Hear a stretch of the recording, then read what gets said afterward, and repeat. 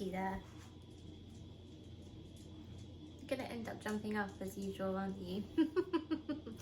Hello, my wonderful friends. It's Evelyn here, and a huge welcome to this, our little creative corner of the internet, isn't it, Lyra? Yes, it is. Please, my friends, if you haven't done so already, hit that all important subscribe button for me. It lets me know you're there. Thank you so much for being here and for hitting that button. Now, my friends, this week I'm so excited because it's time to finish my first ever Charm Patterns L'Amour dress. And this week it's onto that gorgeous sarong skirt. And finally, the reveal. Wish me luck, my friends. Let's get to some sewing. Hey, you. Oh, you okay? Oh, sweetie. Oh, that's lovely. Hello, treasure. Hey. So friends, first up on the agenda this week was installing the boning in the bodice properly. And for that, I grabbed a sneaky little secret weapon to create boning channels. Simple bias binding.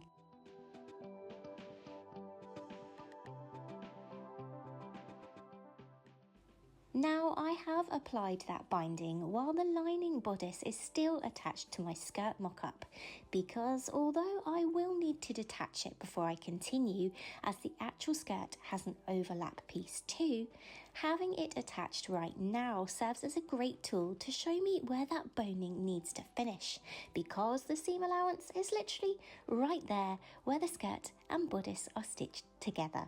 Totally being sneaky with this project, my friends. Boning inserted into the lining layer, I quickly sewed the cute halter strap from the Jane set and was a little too excited to continue until I'd seen what the bodice looked like on Betty. Check this out.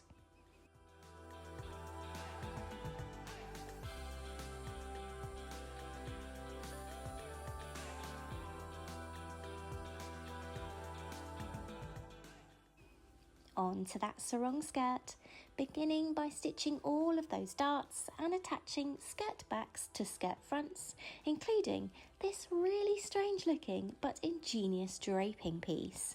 Friends, this pattern is absolutely genius, and if you've been sitting on the L'Amour dress, then just go for it, because honestly friends, not wanting to give the game away here too soon, but this dress is incredible. Now, because I've decided to fully line this skirt rather than just using the supplied facing pieces, mainly because I already have most of the pieces cut out from my lining fabric from my mock-up, I had to make a little alteration to the lining piece of the overskirt. This is because there is a clever self-facing on the top of the overskirt piece. All I did to adapt the lining piece is to line up the facing and skirt pattern pieces and note where the facing stops short of the skirt piece, then cutting my lining piece to match. Simple.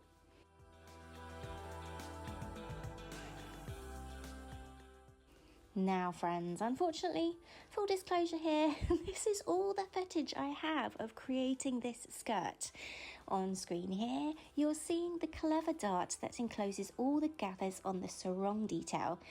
Yes, this is all the footage I have because I enjoyed this process far too much and I was so intrigued I didn't get any other photos at all.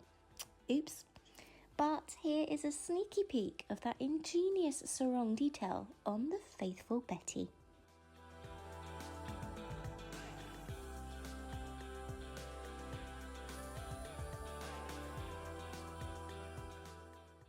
Bodice lining and outer layers are then finally joined all along the upper edge, beginning with a few steps to help create a super clean finish for the lapped zip.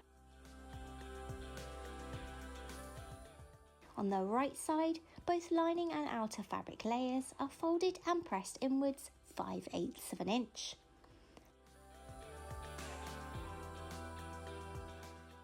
On the left side, the lining is pressed in by 7/8 of an inch, while the outer fabric is pressed in by 5/8 of an inch.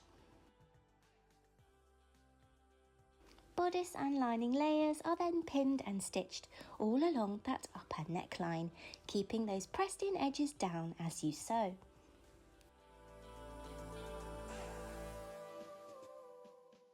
Seam allowances all along then need to be graded and clipped before being understitched so that the neckline is lovely and neat and clean, the lining rolling effortlessly to the inside when pressed.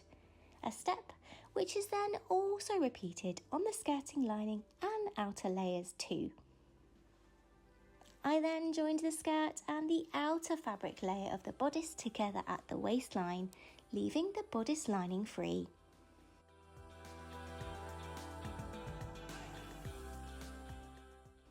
Zip time, and I'm proud to say that this lapped zip installation was wonderfully easy breezy, and I'm also really proud to say that I trusted myself for probably the first time ever, and I didn't even consult a book to check my measurements. Progress indeed, my friends. That zip installed, it was then time to hand finish the inside of the garment, securing the bodice lining layer to the zip and at the waistline by hand, encasing the waistline seam for a super clean inside finish to my beautiful dress.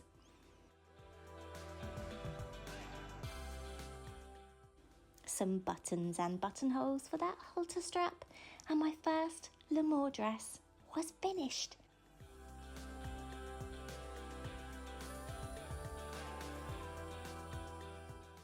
It's reveal time.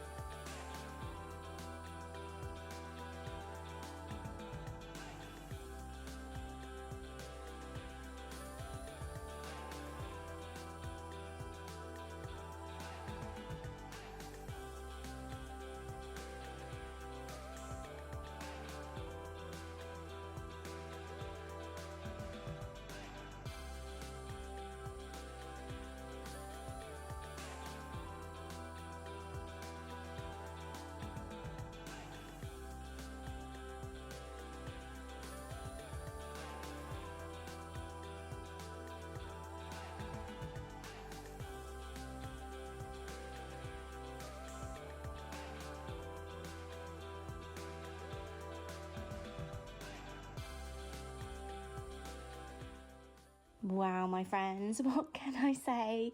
This might just be my absolute favourite dress. Over the years, I've created countless dresses, but this one makes me feel incredible. Now, friends, I know I've spoken about this on the channel many times before, but body confidence has always been an issue for me, but it's particularly been an issue of late after my cancer surgery. However, this dress makes me feel so much like me again. I can definitely see so many more AMOUR dresses in my future. As usual, charm patterns did not leave any crumbs when it came to designing this stunning pattern. The instructions are clear, concise, and the design, I absolutely love it. This dress feels truly flawless, and the fabric was a perfect choice for this stunning design. Both the pattern and the fabric chosen for this creation have been wonderfully fun, enjoyable, and pleasurable and easy to work with. But until next week, my friends, well, we'll be getting back to some pattern drafting with another of my favourite fabrics. You take care and stay safe. Bye, friends.